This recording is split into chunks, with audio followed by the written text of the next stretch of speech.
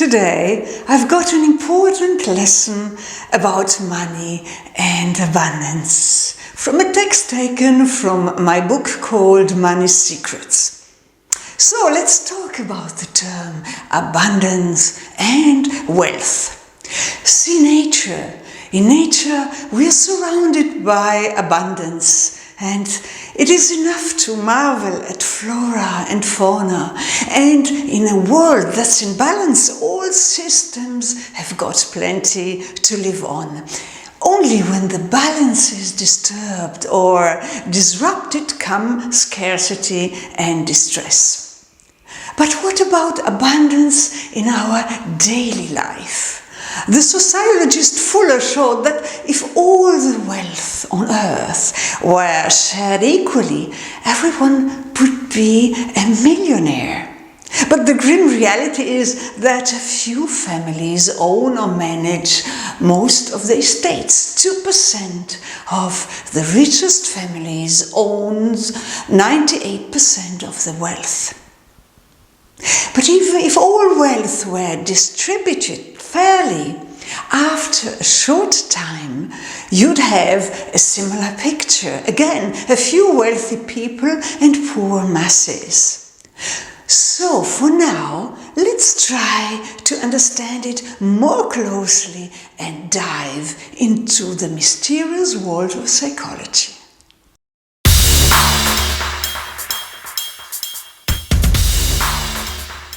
During my psychology studies, our professor showed us through an impressive experiment how we consciously or unconsciously reject unexpected money. In a busy shopping street, passers-by were surprisingly and spontaneously offered €20 or $20, just like that, without conditions. And the result of this investigation was that over 80% did not want to accept the note. Maybe because of distrust, maybe because of fear, or maybe simply because of the inability to accept money as a gift. People most of the time are mentally not prepared to receive or to embrace abundance. So the first step is to see abundance and wealth as something natural. Philosophers, teachers, and wise religious leaders have repeatedly pointed to the divine fullness. For example, nature. So let's take a closer look at nature as such. Let's imagine how much, expressed in numbers and prices, the natural energy sources would cost. For example, the sun, its daily light, from which you benefit every day, water, air, and other elements of nature. We use this inexhaustible energy almost free of charge. A complex study came up with a number running into thousands of trillions of dollars. That too is abundance, the gift of nature.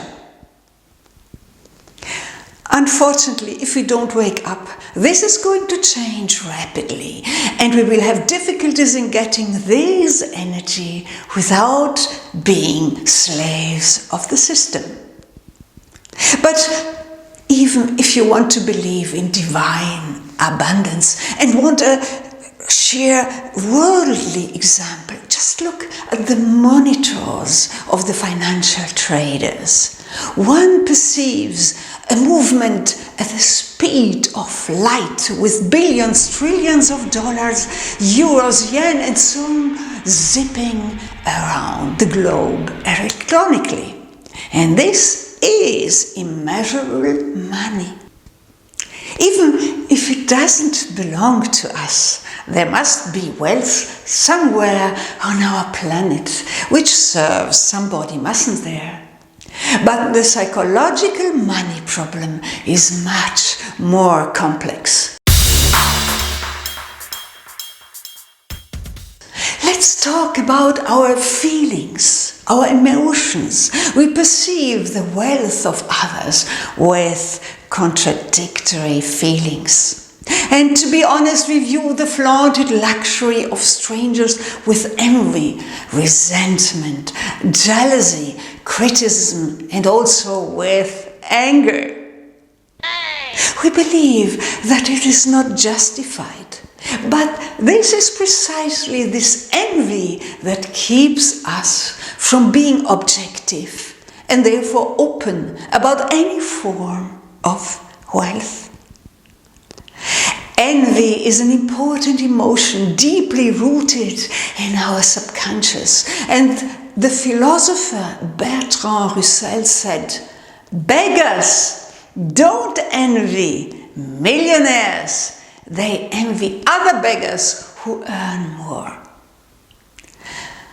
Conclusion: the key to abundance is to understand that only when you cancel all negative emotions such as envy and anxiety, but above all self-sabotage, yes, self-sabotage, then only when you are connected to nature and to its surrounding spirit, only when you open your heart to a bigger picture, a higher dimension, are you able to attract wealth in your own life in a constant and stable way. This is magic.